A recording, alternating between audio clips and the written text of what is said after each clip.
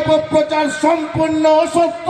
তার কারণে এই অপপ্রচার কুৎসার বিরুদ্ধে তৃণমূল কংগ্রেস আজকে সংগঠিত। এগরাতে সেদিনকে যিনি প্রধান শিক্ষক ছিলেন বিদ্যালয়ের, তিনি অনুমতি দিতে পারেননি, পরীক্ষা ছিল। তাই যে দোয়া প্রসাদ স্কুলে ভোটটা হয়েছিল, একটা কেউ আছেন কোঅপারেটিভ ব্যাংকের ভোটার, এখানে ভোট দিতে পারেননি, ফিরে এসছেন, আছেন ভোট দিতে পারেননি, ফিরে এসছেন। দায়িত্বের সাথে বলছি, তরুণ বাবু সহ যারা নির্বাচনে জিতেছে তারা পদত্যাগ করবে, আবার নির্বাচন হবে, সেই নির্বাচন কেন্দ্র থেকে তৃণমূল তার শক্তি প্রদর্শন করবে, দায়িত্বের সাথে বলছে। সুপ্রিম কোর্টে দ্বারস্থ হলেন, কেন 5টি কেন্দ্রের নির্বাচন কেন্দ্র পরিবর্তন হলো?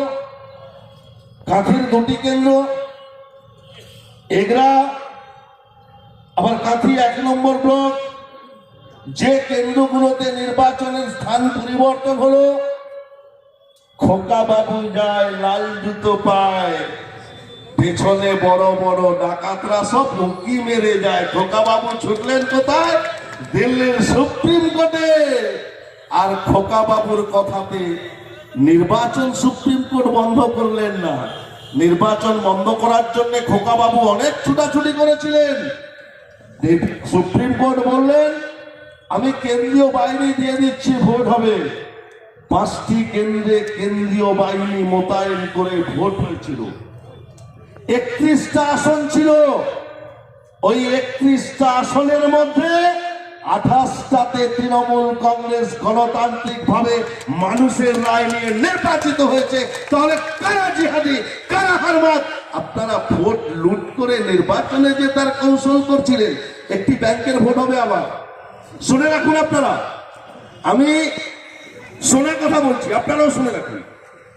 কোনটাই কার ব্যাংকের নির্বাচন হবে? পটাশপুর কেন্দ্রের ভোট কোথায় হবে? এগরাতে। খেজুরের 5টা ব্লকের ভোট কোথায় হবে? একটা গলির ভেতরে হাই স্কুল আছে, অজয়া। কাঁথি 1 নম্বর সহ কাঁথি কেন্দ্রের ভোট কোথায় হবে? নয়াপুর। অর্থাৎ শহর থেকে গ্রামের দিকে নয়াপুর স্কুলে নিয়ে যাওয়ার উদ্দেশ্য কি বন্ধু? উদ্দেশ্য কি? ক্ষমতা থাকলে কেন্দ্রে কেন্দ্রে ভোট করুন।